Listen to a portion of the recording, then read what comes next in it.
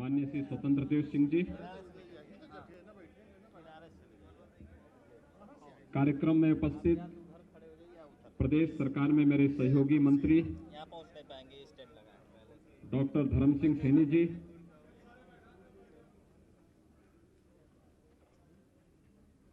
पिछड़ा वर्ग आयोग के अध्यक्ष श्री यशवंत सैनी जी,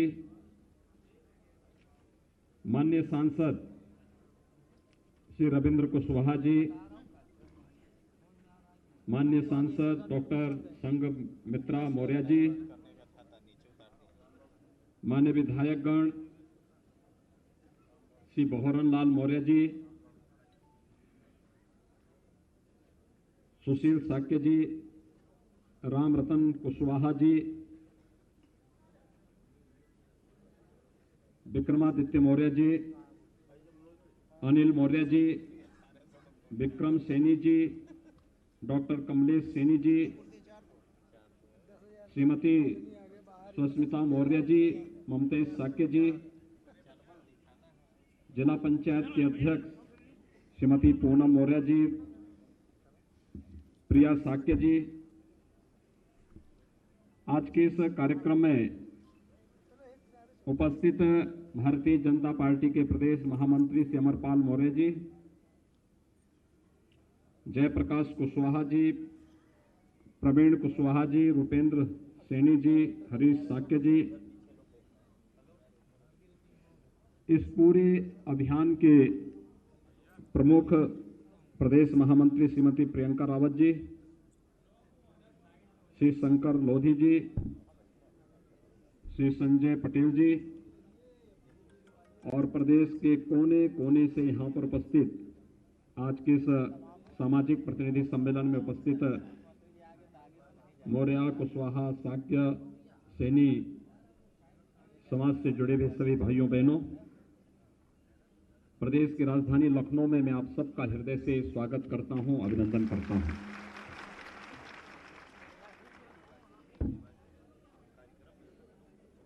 सामाजिक जागरूकता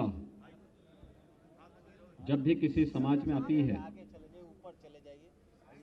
और वह अपने समाज के विकास के साथ साथ राष्ट्र की चिंता करते हुए आगे बढ़ता है तो वह प्रगति करता है।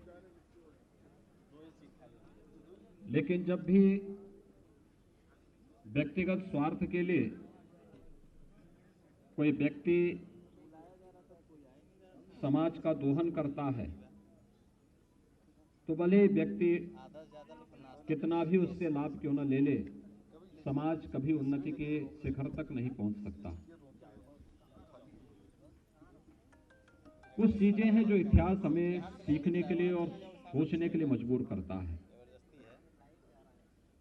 भाइयों बहनों, आप में से बहुत सारे लोग होंगे जिन्होंने वो दृश्य देखा होगा जब अफगानिस्तान के बामियान में महात्मा बुद्ध की 2500 वर्ष पुरानी मूर्तियों को तालिबान ने तोप लगा करके तोड़ा था। आप में से वो दृश्य किस लोगों ने देखा था? आज से लगभग 20 वर्ष पहले की घटना है। और तालिबान की उस क्रूरता को दुनिया ने भी देखा था। बुद्ध ने दुनिया पे कभी युद्ध नहीं थोपा।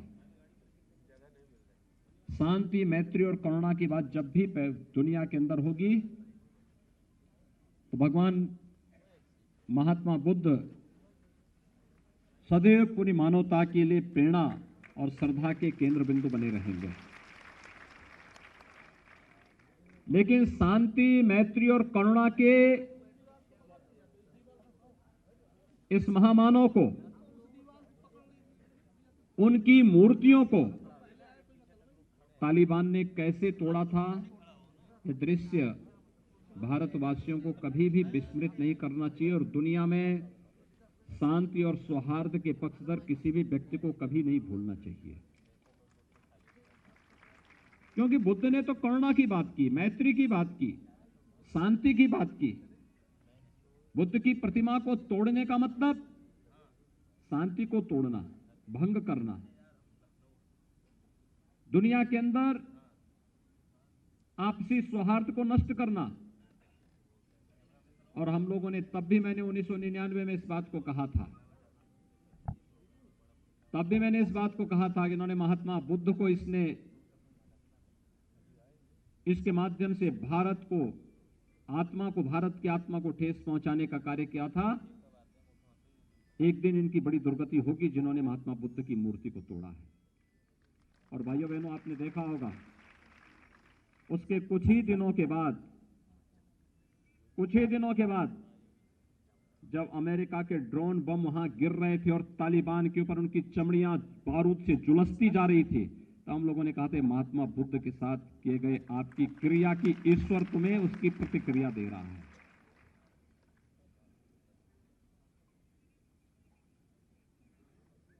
आप मुझे बताइए, भारत का राष्ट्रीय चिन्ह क्या है?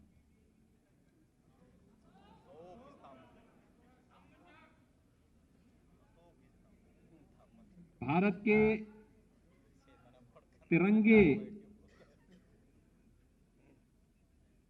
के बीच में क्या है? याद रखना, भारत का जो राष्ट्र चिन्ह है वह अशोक की लाट के ऊपर जो सिंह है ना, वही भारत का राष्ट्र चिन्ह बना है।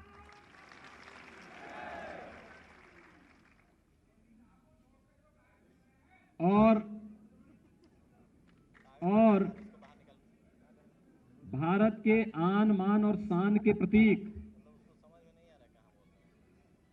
तिरंगा में बीच में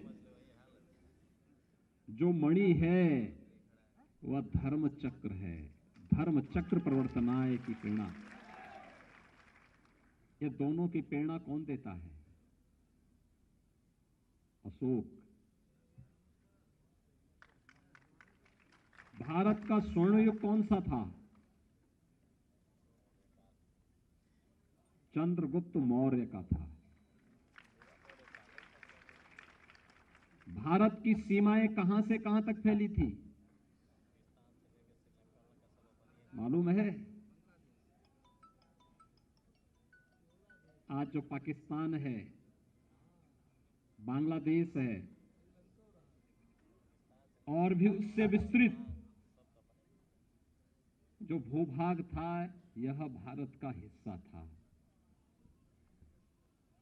विस्तृत भूभाग यह भारत का हिस्सा हुआ करता था। लेकिन समय के अनुरूप हम अपनी एकता को बनाए नहीं रख पाए और जाने अनजाने में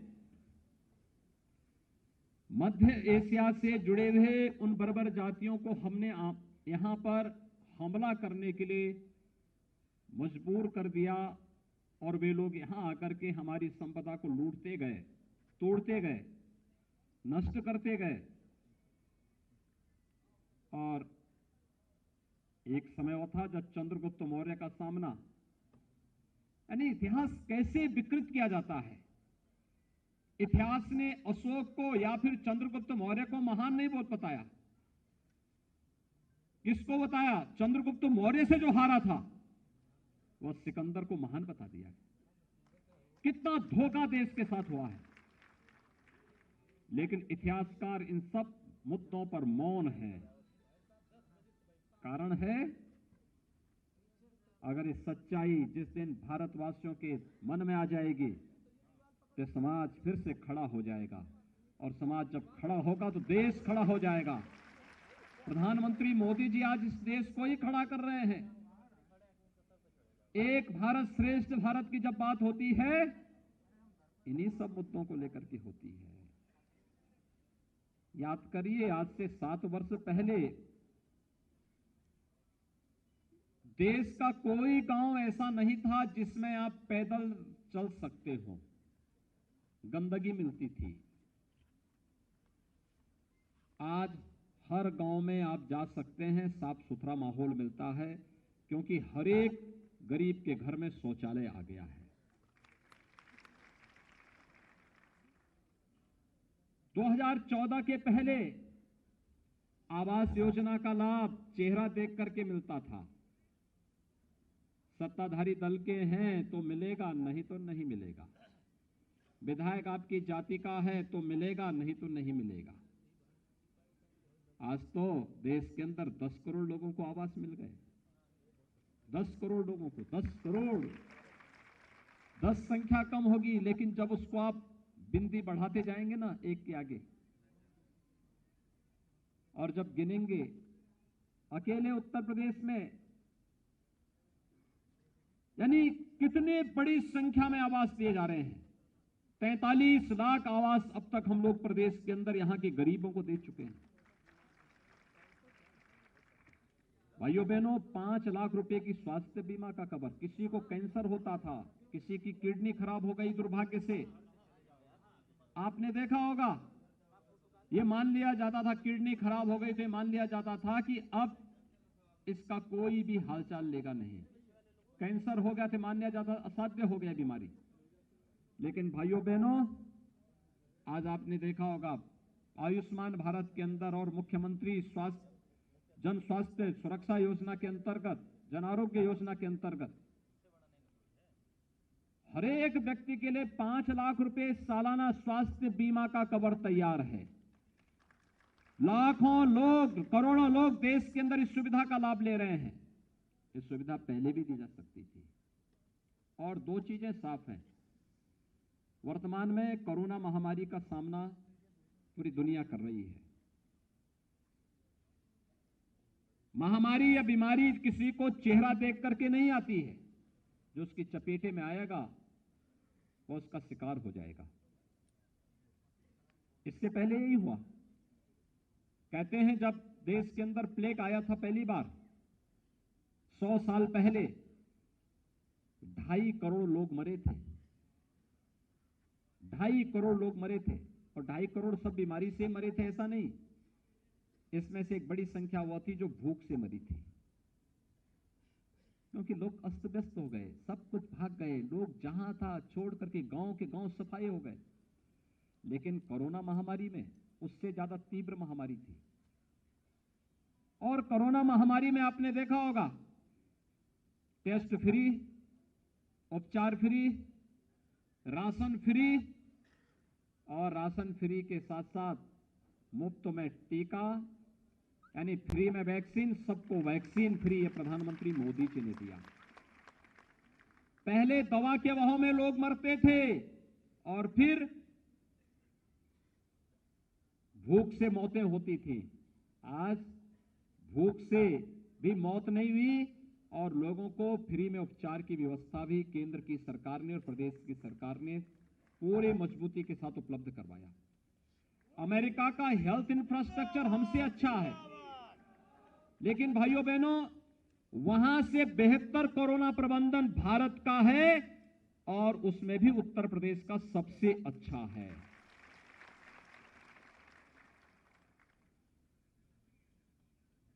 ये सभी कार्यक्रम जो हो रहे हैं, अभी 7 महीने के लिए 2020 में, 8 महीने 2021 में फ्री में राशन सबको उपलब्ध करवाया गया। यहां पे कितने लोगों ने वैक्सीन लगाया है?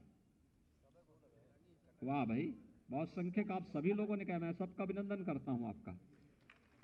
आपसे मैं आग्रह करूंगा कि जिन लोगों ने वैक्सीन नहीं लगाया उनको वैक्सीन लगाने के लिए प्रेरित करेंगे प्रेरित। ये हमारा राष्ट्रीय कार्य है, नेशनल मिशन है, और इस राष्ट्रीय कार्य में हम सबकी सहभागिता होनी चाहिए।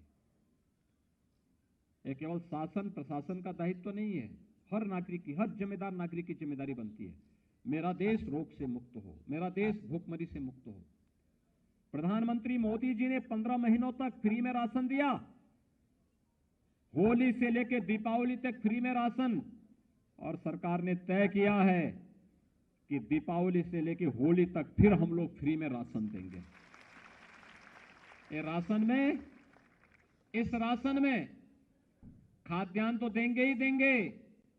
1 किलो दाल, 1 किलो खाद्य तेल, 1 किलो नमक भी उपलब्ध करवाएंगे हर एक परिवार को। इस दिसंबर महीने से ही मिलना प्रारंभ हो जाएगा। इस प्रकार का कार्य पहले कभी नहीं होता हुआ देखा होगा आपने। सरकारें आई होंगी, घोषणाएं करती रही होंगी, बड़ी बड़ी घोषणाएं करती रही होंगी, किसी ने गरीबी के नाम पर, किसी ने जाति के नाम पर, किसी ने क्षेत्र के नाम पर, किसी ने भाषा के नाम पर, किसी ने किसी अन्य नाम के नाम पर तमाम लुभावने नारे दिए होंगे। लेकिन भाइयों बहनों, हम सबको इस बारे में देखना होगा, भारतीय जनता पार्टी ने जो कहा सो करके दिखाया है। जो कहा सो करके दिखाया। कोई इस मामले में इफ बट नहीं लगता है।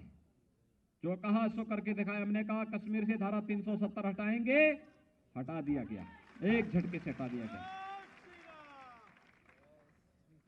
भारतीय जनता पार्टी ने 2017 में कहा था कि संवैधानिक दायरे में रह करके अयोध्या की समस्या का समाधान करेंगे। अयोध्या में भगवान राम का भव्य मंदिर के निर्माण का कार्य आगे बढ़ रहा है।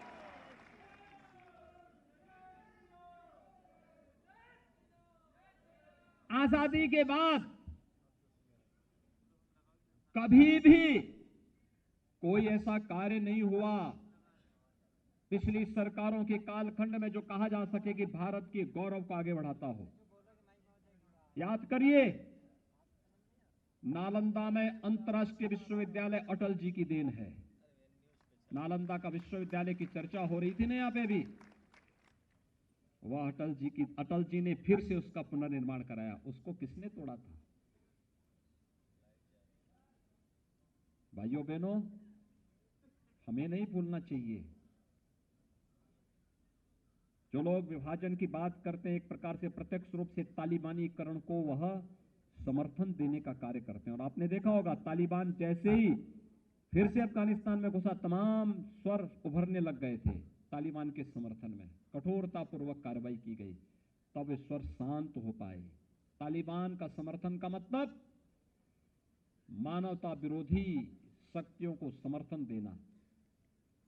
बुद्ध के शांति और मैत्री के संदेश को रोकने की साजिश का हिस्सा है तालिबान का समर्थन करना। महिलाओं और बच्चों के विरोधी तालिबान के कृत्यों का समर्थन करने का मतलब महिलाओं और आधी आबादी का अपमान करना, बच्चों का अपमान करना। और कुछ लोग उस दिशा में आगे बढ़ाना चाहते हैं। हमें उससे सावधान होना होगा। एक दूसरा, महात्मा बुद्ध से जुड़े हुए सर्वाधिक स्थान उत्तर प्रदेश में, और कुशीनगर को अंतर्राष्ट्रीय हवाई अड्डा देने का काम भी प्रधानमंत्री मोदी जी ने किया है। उसका उद्घाटन भी हो गया है। और एयरपोर्ट का नाम भी किस नाम पे रखा गया है? महात्मा बुद्ध के नाम पर, भगवान बुद्ध अंतर्राष्ट्रीय हवाई अड्डा।